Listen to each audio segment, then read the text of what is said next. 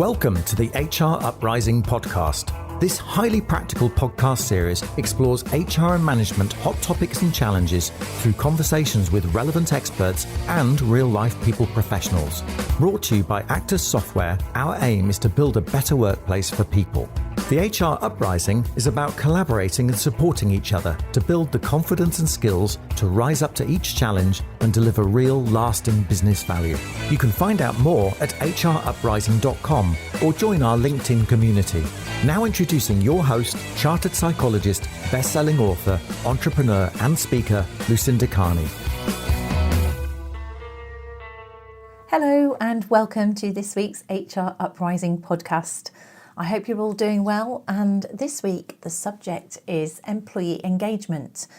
Well, not just purely employee engagement, because that's been around for donkey's years. Really what I want to talk about is what's the impact of remote working or a virtual world on employee engagement, and actually is it even still a relevant topic?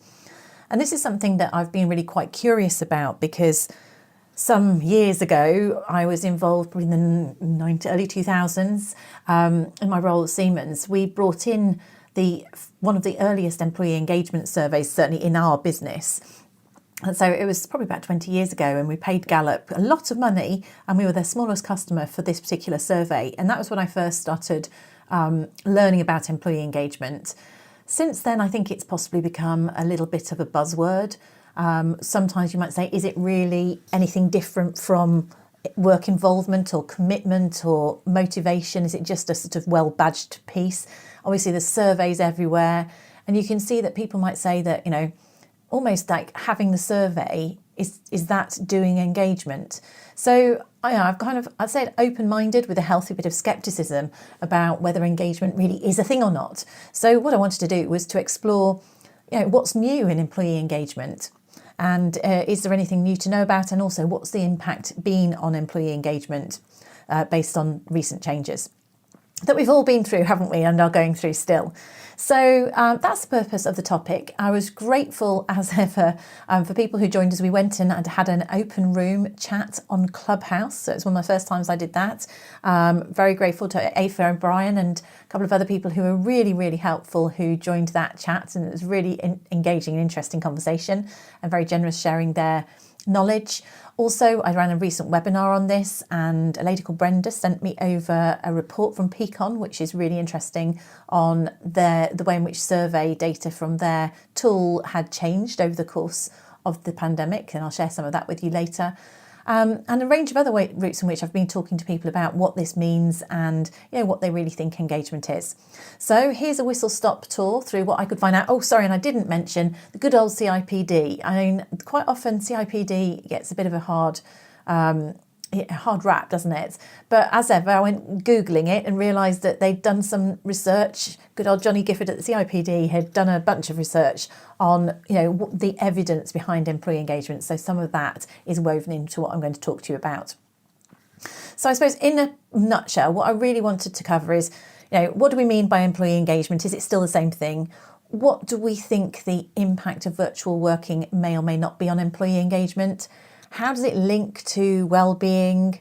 What's the relationship between that and performance, and linking it into remote management?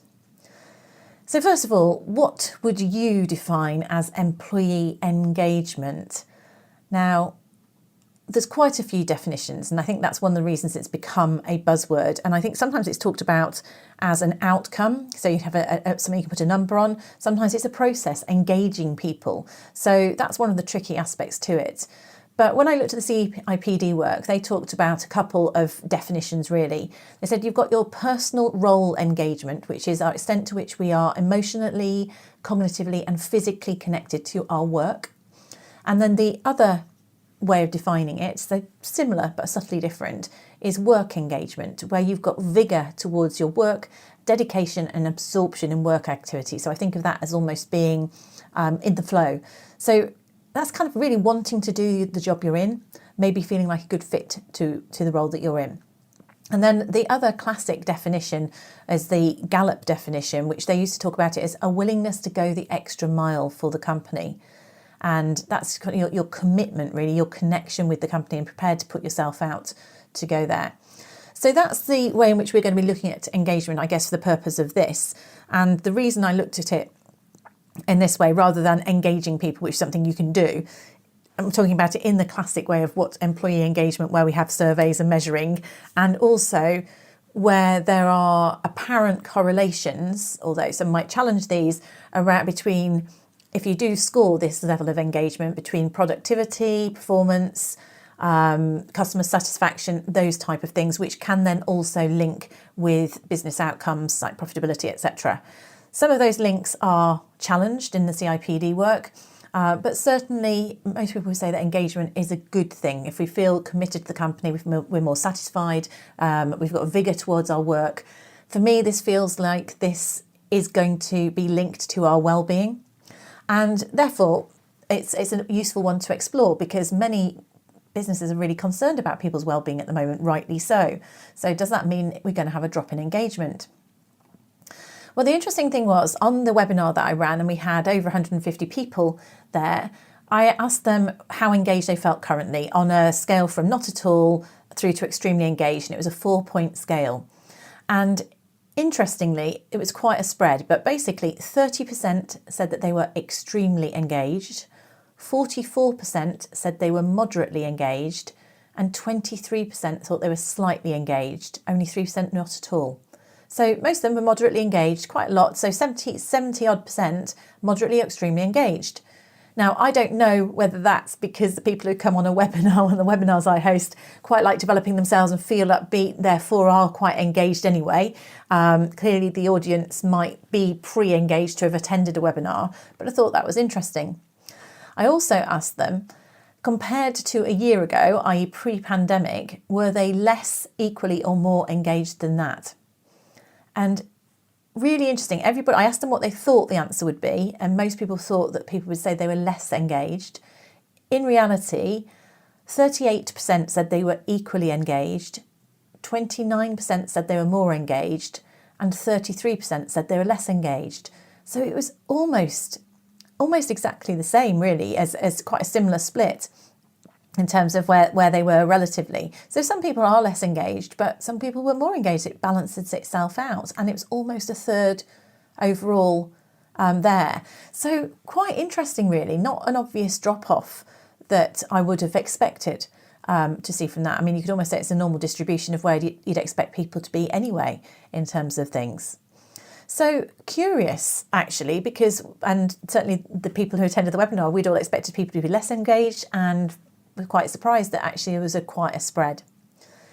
Now, what does it mean? I said earlier, so engagement, what does it actually link with? Where Gallup and people, as I've said, would make links with pretty much any business factor, and they would like you to think that it's a causal link, but actually it's just a correlation. The way in which people would be challenging this, if we were looking at it critically, is the fact that it's hard to tell whether engagement drives performance or whether being good at your job drives engagement. So is it the fact you're engaged that you perform, or is it the fact that you're a good performer that you feel engaged? So we don't really know which of those actually is, whether it's a causal link or whether there's a relationship. But definitely there is a predictor. As a predictor, if we are more engaged, we are going to perform better at our role. So that seems like quite common sense, doesn't it? But it really suggests that it is still worth our while thinking about employee engagement, understanding what engages people, because if we understand that, then we are more likely to have people performing in their roles. So it's still important, and I would think even more relevant in these current times. Of course, in that case, what we need to think, well, what actually does drive engagement for us then? So that would be the question, really. What are the sort of things that deliver engagement? Well, when I surveyed my audience on this one, the top engagement driver that came up, 70% of respondents selected this as one of the options. The top one was having a supportive manager. So very interesting that the way in which we are managed, the way in which people support us, 70% of people said having a supportive manager makes a massive difference to their engagement. So it's not suggesting there that it's not just about the work. It's not just about the job that we were doing. That was really important to people. 61% chose trust, autonomy and empowerment. In a remote environment, this is really important, isn't it? So if you're feeling micromanaged, then that could disengage. If you felt you had trust, autonomy and empowerment, then people were more engaged. And then 48% said opportunities to learn and grow. So those were the top 3 options as to what drove engagement for people. So perhaps if you're listening to this thinking, what can I do about engagement in our organisation? Because it is going to link to their job performance. Check on your managers. Are your managers doing the right things? Have they got the right skills? Are they being supportive still? And it's not just whether they're being supportive, are they managing people in a way that builds trust? So going back to things we've talked about before, do we have clear objectives? Are we empowered to deliver against them? And then also, are people feeling that they're still able to learn and grow? And that is a key point that I'll come back to later in this, in terms of the impact on being able to learn and grow. Other things that people talked about, and these are all aspects that drive engagement from the research that potentially might affect it. Do people have clarity of purpose and role and how they align with the job strategy, with the business strategy? Are people getting regular feedback? Do people feel able to meet the demands of the role?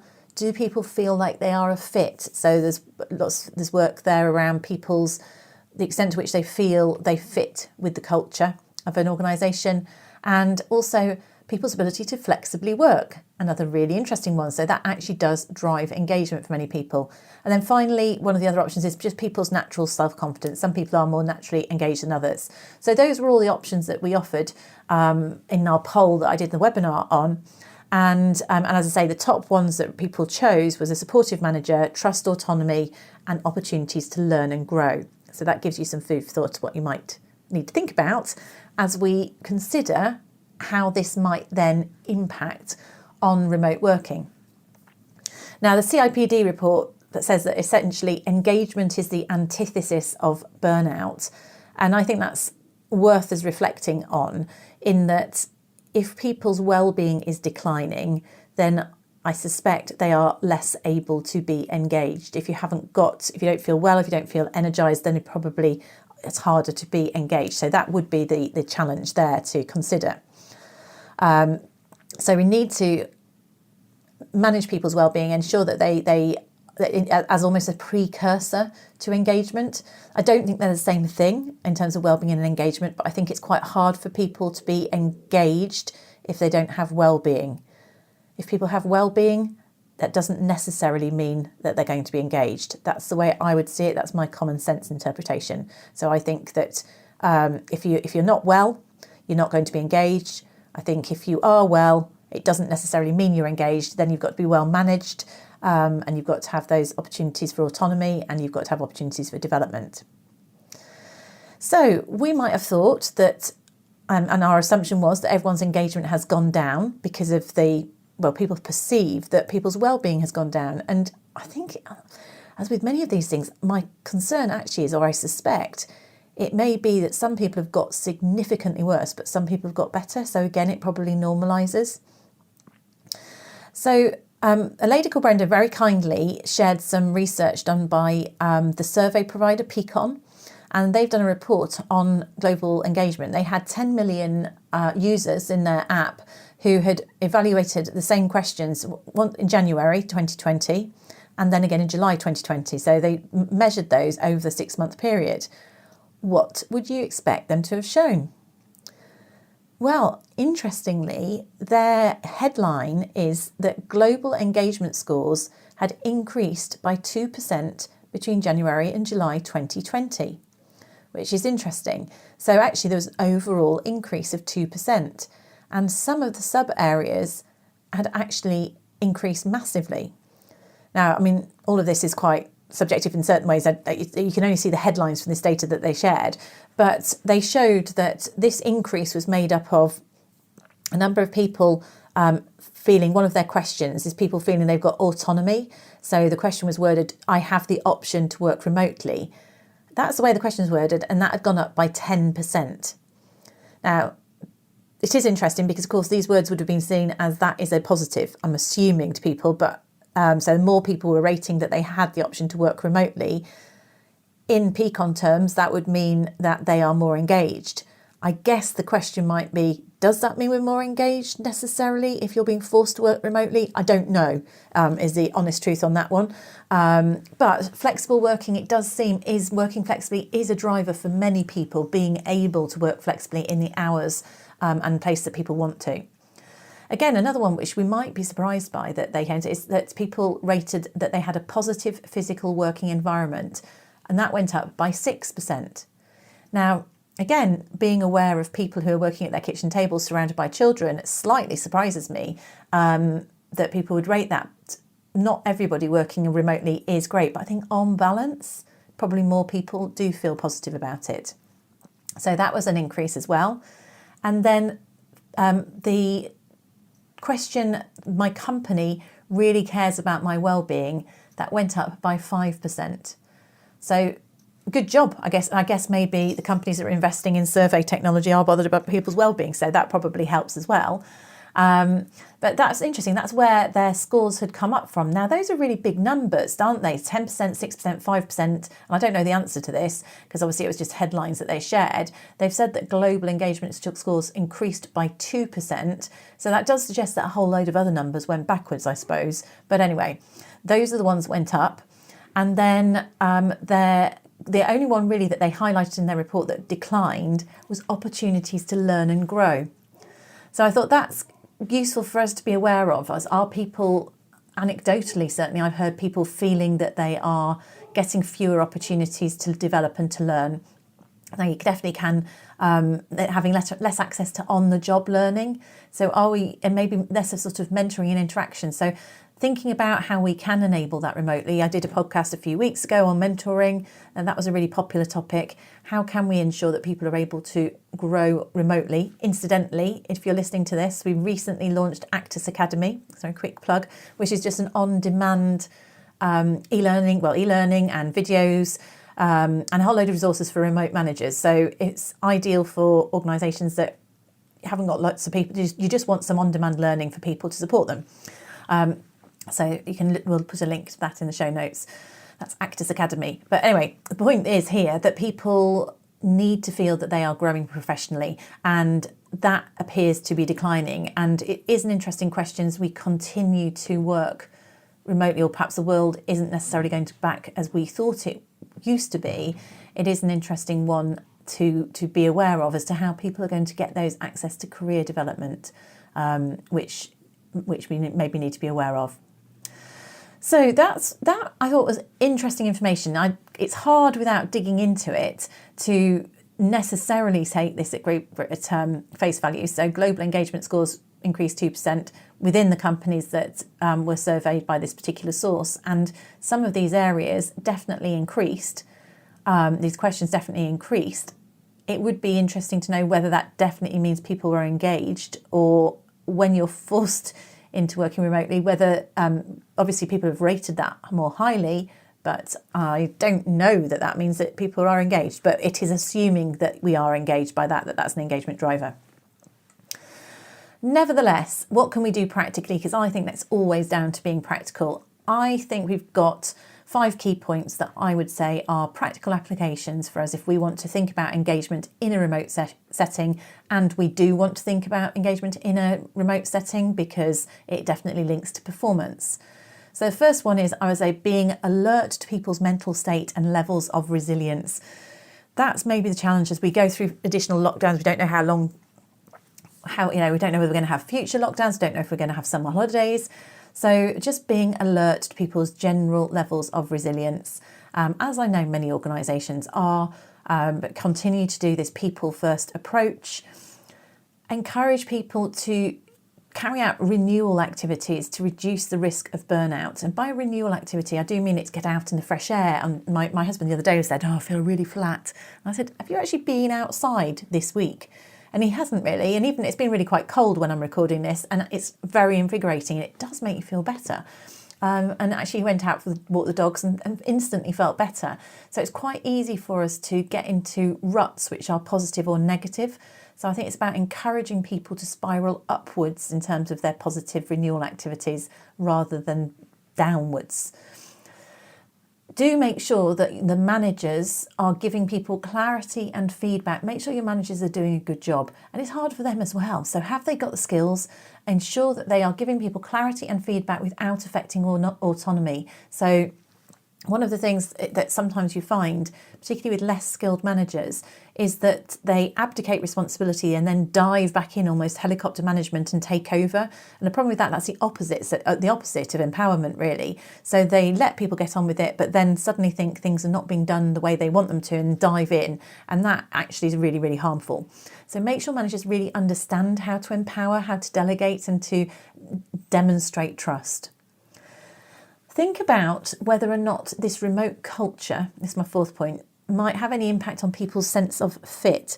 I only touched on this as one of the earlier engagement points, but it is something about how we feel fit within a culture, how we feel part of a team. This challenge of onboarding people virtually at the moment, because it makes it much harder for them to feel part of a team. If they feel they're struggling, they may really feel that they're struggling at a distance, and it may have an impact on people's sense of whether they fit or belong. So that is something there, how can you increase that sense of belonging as much as possible? And my final one is think creatively about people being able to still have opportunities for development and growth and career progression, because that's going to make a difference over the long term. So that's it. That's all that I had to share so far on employee engagement. It strikes me that it is still really relevant. It also struck me that although some of the criticisms of the Gallup questions, of Gallup, there are criticisms of these surveys, actually the questions that they were talking about, they've always talked about things like opportunities to learn and grow and having clarity about what's expected, and my line manager values me as a person. Those are the sort of questions that they had in their Q12 survey. It does seem that all of these still are engagement related questions. Engagement does drive performance, or certainly there's correlation with performance. It's hard to say which is causal, but a bit more sort of common sense here. It's definitely worth us being focused on engagement and well-being as we go forwards. And these are the sort of common sense things that we can do.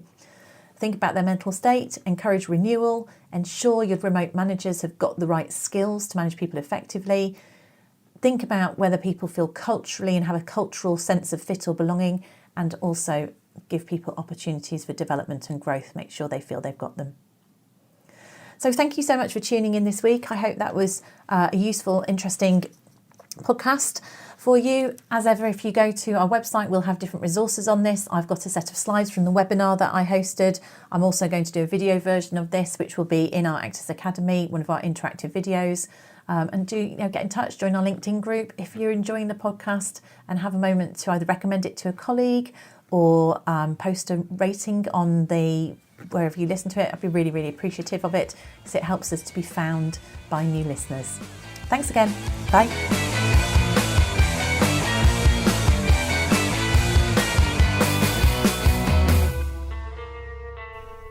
Thank you so much for listening to this week's episode all about engagement and what it means in this world. One of the things I just wanted to leave you with was this whole idea that opportunities to learn and grow is something which is less available to people, or they feel it's less available to them at the moment in this remote and hybrid working environment. And I know I mentioned it during the podcast, but I wanted to just direct a few of you to our Actus Academy and just explain what it is. So if you are listening and you are a small organisation and you haven't got your own learning management platform, which is what is the case for many, many businesses, Actus Academy is just designed to be almost an off-the-shelf learning management system that you can pick up, access the courses, simple login, and then you don't need to carry on with it. So it's not tying you in for the long term. We've got 5 remote management courses all about remote management skills, setting objective, managing underperformance, hybrid appraisals, etc. And also 7 interactive video courses on a range of topics around wellbeing, again, objectives, all the pain points really that we've found through our experience and research that people are finding challenging. So it's a really, really cost-effective resource. We're quite proud of it. And so if that is something that's worth taking a look, the easiest way for me to direct you is to go to hruprising.com, and you'll be able to go and follow the link, which will just tell you a little bit more about it. And you can see if that's something that might be of use to someone in your organisation. It's only £99 for unlimited access to somebody, and they can do all of the courses and they can have full access for 6 months. If you are an organisation who are a little bit bigger, you would like something in-house, then there's discounts available. So I just want to make it a little bit, let people know that that's out there, because it's a slightly different offering, and we've found that people have really responded positively to it, and there's a great need. And talking of great need, I think you've heard me mention before, we're still running our virtual people management programs. We've had absolutely amazing feedback from them. We'll be running open programs again. They will start after Easter. And also we run in-house programs on that topic too. So if you're working out how you're going to take people back into the workplace, and you've realised that the line manager's skills in your organisation really do need some polishing up, they're not going to survive with the hybrid working environment for the long term, then one of our programs might be of use to you, and that could be worth taking a look. That's our remote manager program.